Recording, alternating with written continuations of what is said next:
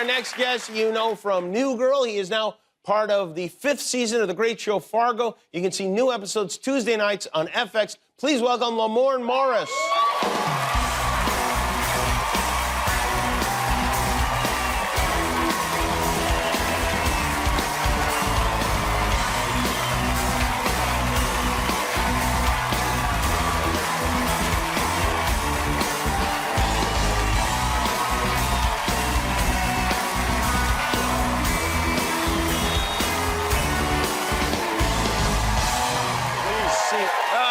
The guest. Now, the last time you were here, you guest hosted the show for me. Thank you for doing that. You're very welcome. You're very welcome. I had a flashback, so I'm sorry I came directly It's to this okay. scene. I want to tell you, though, that I sometimes feel when the staff talks about you filling in that they like you better than they like me. Yeah. I mean, whatever you did.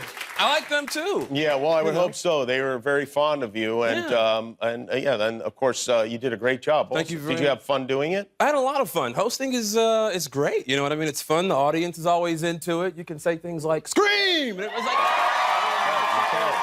It's like a bit of a maestro, you know what I mean? Yeah, like if you were to walk around towns going "scream" to people, they'd be like, "Get the f away from me." I've done that. I've done some jail time. No, you're hosting the Oscars. I am hosting the Oscars, yes, next year in March.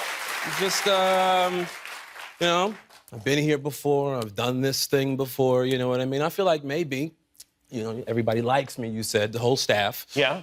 Possibly, you know, I could be your understudy. Oh, for the Oscars. For the Oscars. Oh, for the Oscars. Wow. All right. Yeah. You know, it's funny, now that I think about it, why wouldn't there be an understudy for the Oscars? You have understudies at every dinner theater in America. Yeah. And the Oscars, something happens to me, 100%. I mean, you're a rich guy. You might take hot air balloons and stuff like that. You know? I might get in a hot air balloon and get carried away. Get killed by a gorilla. I don't know where you travel to. You know what I'm saying? So, you know. You've nailed it exactly. That's exactly what I like to do. I get in a hot air balloon and...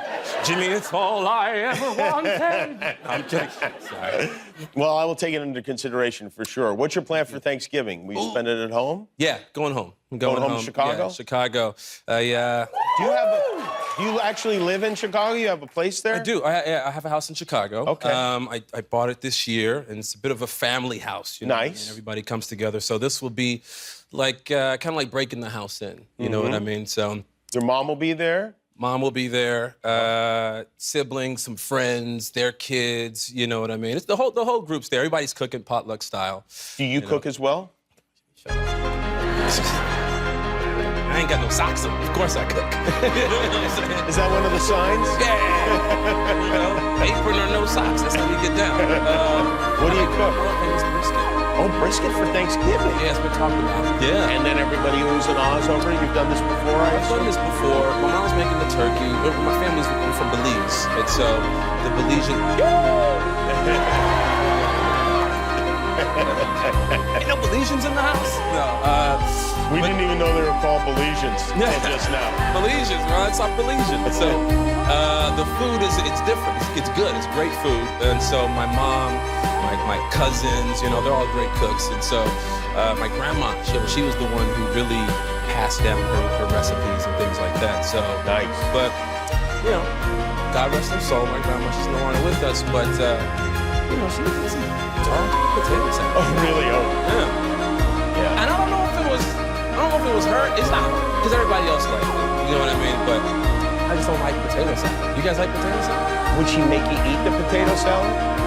Huh? Would she force you to eat the potato salad? She would. My grandmother was old school. She didn't like us wasting food. So what she would do is she would check the garbage can to make sure we didn't throw anything away. Really? Yeah. She'd go digging through the trash and know what were the ramifications of that. No, she old school.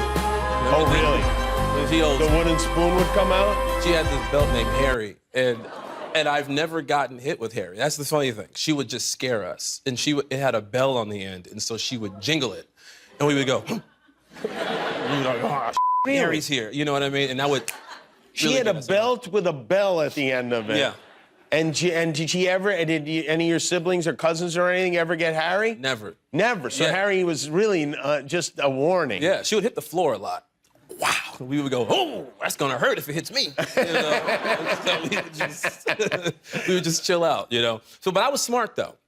I still am, obviously, I'm a genius, but I think back then, I came to the conclusion that I got to get around this. You know what I mean? So what I would do is I would take the food. One time it was potato salad, and it was also liver. You know what I mean? I hate liver. Kids hate liver, yeah. I hate liver. And so I thought, okay, I can't put it in the trash because she's a detective like that. I'm going to outsmart her. I'm going to go to the bathroom. Can't flush it down the toilet because the pipes they were wonky like that. You know what I mean? So what I did was I would sneak it and hide it under the rug. Yeah. Never find it there. Yeah. Under the rug in the bathroom? Found it quickly. Oh, my God. Found it quickly, and needless to say, jingle, jingle, jingle, jingle, Yeah, jingle. Harry came out to visit. Yeah. By the way, I saw you in Fargo. Oh, the show's so good. You're so good in it, too. I can't wait to see the whole thing. Man, I'm excited. Comes out tonight. Tonight. 2 episodes tonight. Yeah. You're working with John Hamm. Yes, John Hamm. You guys shot that in Calgary, right? Shot in Calgary, yeah. Yeah. It's one of the... think Chicago's cold. Calgary is a whole other thing, huh? Calgary is it's one of the most beautiful places I'd ever been to. But when you watch Fargo, you think it's one of the most desolate places you've ever been to. Yeah. Because it's so cold, there's so much snow, so many cowboys, for whatever reason. They're just walking around. It's all loosey-goosey, just cowboy stuff. But then when we were shooting, I was like, okay, there's no way they're gonna allow us to shoot in this kind of weather. You know what I mean? Because my body has needs. My body needs warmth, you know what I mean? So I would show up to set with like an electric vest under my cop uniform. I got on like 5 pairs of socks, and then I get to set thinking like, okay, I'm ready to brave the cold.